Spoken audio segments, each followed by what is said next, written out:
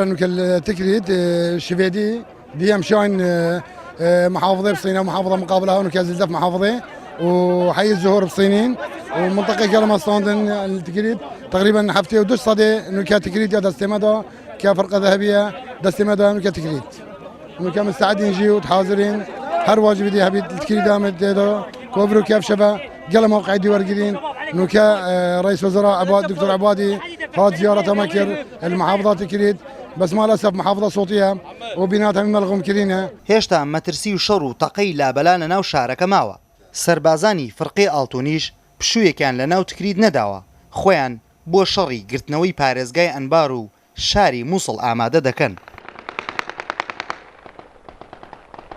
سوپاس بۆ خودێ بۆ ئێوە هاتنە ئێرە کە ئێرە